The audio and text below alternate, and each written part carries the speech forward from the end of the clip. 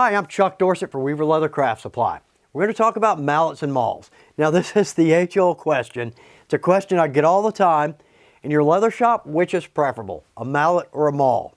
Well, after 30 years of using both, after talking to other leather crafters, after doing a little research, here's the big answer to that question.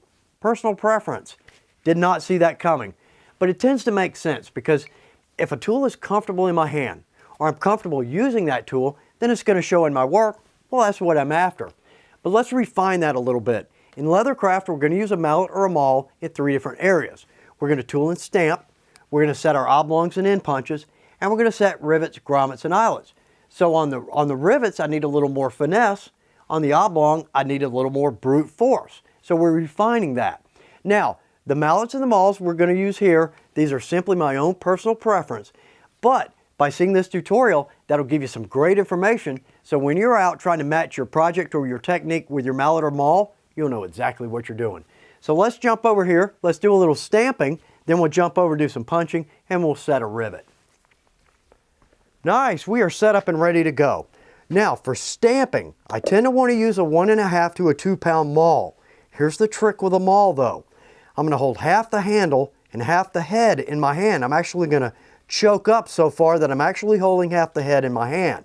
Now I'm going to put my finger right across the middle because that's my center line. I can visually check that my tool is straight up and down. My maul is straight up and down, therefore I'm going to get a good, clean, consistent punch. That's what I'm looking for. Very clean, very consistent, and I can see every detail in the tool. But when I jump over to tooling, I'm going to use a bevel, and I'm going to use a bevel for a lot of distance. So what I need to do is I'm going to back up. I'm going to jump down to a lighter weight rawhide mallet because I tend to walk my bevel across my swivel line. Therefore, I avoid the heavy hammer marks. Now, I can absolutely use a maul, and it's one of my favorites, and you can actually hear a difference here. Nice. Very nice. It's actually one of my favorites, but the problem is I'm going to cover so much distance with my bevel that this is going to start to get heavy in my hand, and it's going to weigh down on my arm and tire my arm, whereas a lighter weight mallet, I can bevel for hours and not get tired. So, let's jump back over here. Let's do some end punches. Okay, so we're going to move from a little more finesse over to a little more brute force because we're going to punch our oblongs and end punches. Now I've got a 1-inch strap here and a 1-inch English point. Now part of the trick here is that I'm using a quality tool to begin with. Because of that, I can use the lightest mallet available. This is a poly head, it's one of my favorites, it's inexpensive and it'll last forever, but there's virtually no weight to it.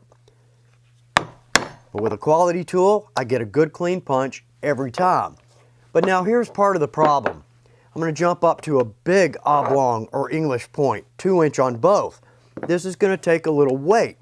Now, I'm going to bump up to a 3-pound maul. I don't use this everywhere in my shop, but the weight is going to work on my big oblongs and end punches.